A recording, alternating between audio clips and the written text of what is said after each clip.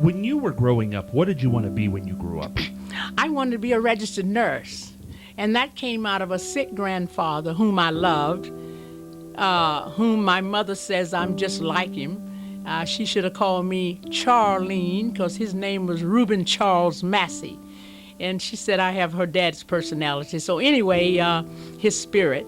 So he was very sick all of my life. And I couldn't go to school with the other children. I wanted to go to school when I was 3 years old and would cry to go to school with my bigger brothers and sisters, and you know how that is. Mm-hmm. So they would appease me by letting me crawl up in the bed and give my grandpa his pills, because he had congestive heart failure, very, very self-determined man, and who wouldn't stop eating salt. He said he'd rather die eating salt than to live without it. So he was one of those. So he kept on eating salt, he kept on having heart trouble, and he kept on working very hard.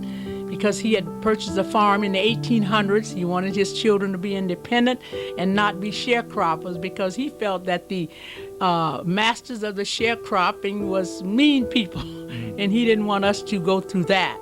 So he bought enough land that we all could build houses and raise our own stuff in the 1800s. However, that was a challenge. So anyway, I would crawl up on the bed, my grandma would give me the pills, and I'd say, open his mouth. And he would open his mouth, and he called me his little nurse. I didn't know what a nurse was, but I wanted to be a nurse. So that's how it started. So I became a registered nurse in 1954. 1954. In 1954, Good Samaritan and Johnson C. Smith College, in Charlotte, North Carolina. Now, yes. 1954, being in college in the 50s, now back in those days, a lot of women were not going to school. What was that like in those days, college?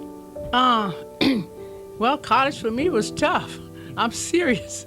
I was in county schools up until the first semester, 9th grade, when I myself decided I was going to hide myself in Monroe until Mom and Daddy went back to the country, and resurface at my older sister's house and stay there. And on Monday, go to the school and tell the principal my parents couldn't make it, so would he sign me in as a student there. If he asked me about parents, of course, they wanted your parents to come and enroll you. So he enrolled me, my principal. He was kind enough to enroll me and send me to a homeroom to an elderly doctor and teacher's daughter who came out of Charlotte every day for 30-something years to teach at that school. And she was tough. She said, Miss Baskin, you can't get to college on Glee Club. you can't get to college on drama, because I was in plays and glee clubs. I sing and like to act. Said, you got to have mathematics and science. And I said, oh, Jesus. I did my first book report when I was got to Winchester. So I was really behind. The county schools were so behind. And I knew that.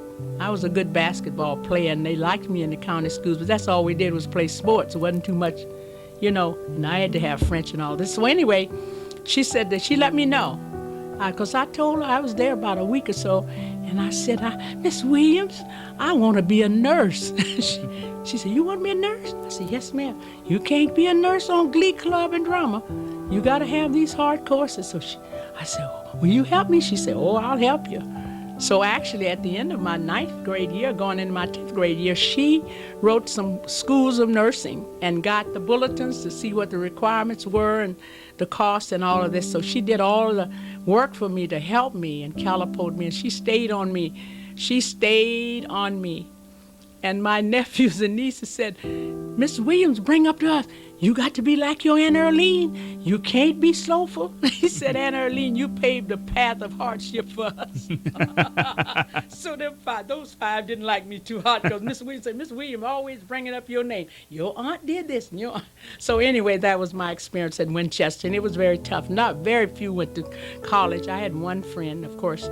She was going to go into nursing, my best friend, but she went to New York to work to get her some money. I went to Washington to get me some money. My brother told my mom, he was in medical school, said, let her come up here with me and she can work and save a little money, So unfortunately, I didn't save enough. So we had to borrow some to get in. So I went into nursing. It was about the 10th of August. Yeah, 10th of August, 1951. And I graduated in 54.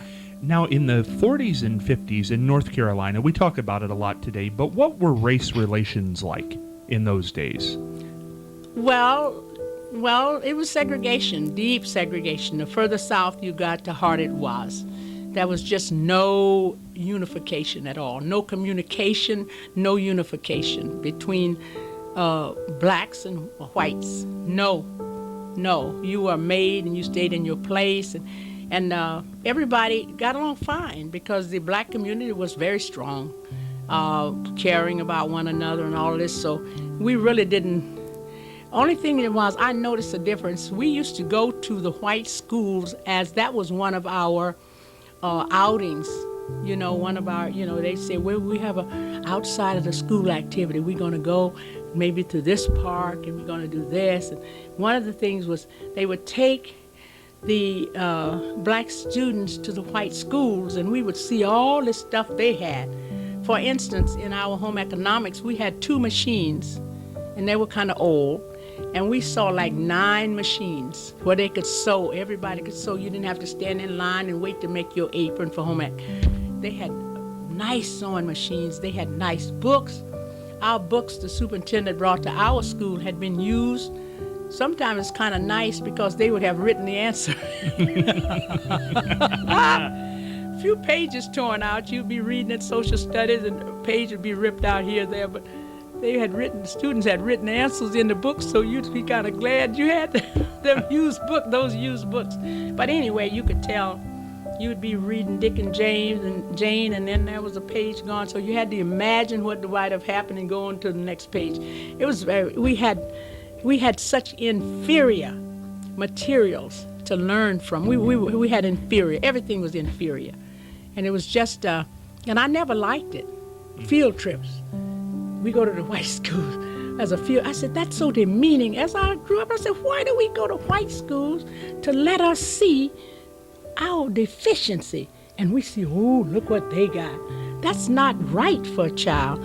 But they didn't know any better. So anyway, I was thinking about this. But it was really, really tough and tight. But you stayed in your area, and you did. You knew what you were supposed to do. Did you ever think of running for office in your life, public office? No, I was asked to throw in the hat for mayor of Marion. I'm not a politician.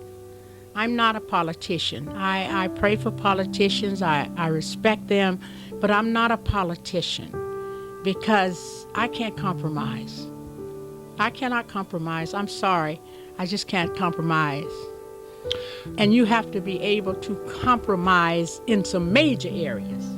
And I just can't do it. Linda Sims still does a program on this station called Voice of a People, but that was actually inspired and co-created by Sister Hatch. Tell the story about how Voice of a People came to be. Well, I was in ministry with COACB Channel 39 Christian station up there with Dave and Carolyn and Jonathan, and I was taping my program for the week, and I just happened to come by the community station, and the fellow that was out there, when I asked him if the guy that was over it was here. You remember the heavyset guy that was there? Ray Reynolds. No, Ray Reynolds, but the guy that worked with Ray, and I think he took his life. Steve Summerlot, yes. Summerlot, yes. Yeah. And he said the manager was not there, but he would be here tomorrow. I said, well, I'm coming to talk to him. So I gave this guy some spiritual mints, and I went on, and because he was trying to stop smoking. So I went on, and I came back then by there, and Ray was there. And I went in, and I said, now, Ray, because he always wanted to drive my Lincoln. And I told him he could get it, but it would be at a cost. But anyway, he said, what do you want, Sister Hatch? I said, I want to know why you don't have any black people on this here radio station. We have a voice, and we need to be heard. He said, haven't anybody requested? I said, well, I'm requesting it today. He said, what you have in mind and what you thinking about? Cause we'll call it Voice of a People. Put that down. I get the rest later. I look at myself sometimes and say, Earlean, you kind of weird. But anyway, and he said, okay. What? I said, what I'm going to have to do? He said, now you got to get somebody to host this. You know somebody? I said, yeah, I think I can get somebody. He said, well, you have to kind of give me a mock show, to see you've ever done this before. I said, no, I've never done this before. He said, those other people. I said, oh, no, they have never done this before. And I told him about it, scared him to death. He said, we can't do this. How are we going to do it? You can do it. I said, I know you can do it. I'll lead the pack and you can do it. Well, anyway, I went on and told him. So he said, can you all come in Tuesday? I said, we'll be here. So the three of us, we walked in there, and he kind of went through this. He said, y'all are ready. And sure enough, we were on, the three of us. Minnie left and went to California, she and her husband. And Linda, of course, I left, and then Linda still remains. So that's how it came about. I got everything, my criteria and mission statement together, and got the three people, and the rest is history. And within a week. And when we started 4 years and 1 month, about a month before we went on the air, I called you, and you'd been in North Carolina, and I said, let's put Voice of a People back on the air, because by that time the community station had kind of come and gone. It defunct. Yeah, and Linda came to the opening night ceremonies, and the first week we were on, she was on, and 4 years and 1 month later, you can still say to the world, those people, all these things going on today? Well, the Bible says, I'm taking you back to the Bible, and I think it's the 11th chapter of Psalms, verse 3. When the foundation is weak, what can the righteous do? And the foundation is what we build from. Our foundation is fragmented and very weak.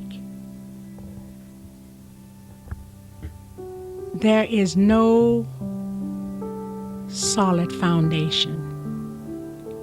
Your religious organizations are weak. They're about numbers more than souls. People are too busy to care. They don't have a spirit to care because they're burnt out. We have everything materially, but we don't have no soul food. Your soul has to be fed. And there are 4 types of love. Agape, which is the love that caused Jesus to be stretched wide and hung high. That's agape love. Then you have your stoic love. Then you have your philo love, which is family. Stoic is friends. And then you have your eros love that attracted you to your wife. But those 3 loves are loves that are not deep-rooted in caring. But agape love, we don't have it. They say, I love you, but it's a conditional situation. Unless I love people, I've always loved people. I went to school to be a nurse for people. I wanted to help folks. I didn't think about me. And I've never thought about me. But I'm bountifully blessed. I got through college when it wasn't vogue for black people to go to college, especially women. No women at the time. You didn't care what color you were. You were to stay barefoot and have babies and cater to the needs of the man during my era. And my moms and all them grandmas and all. But I took off.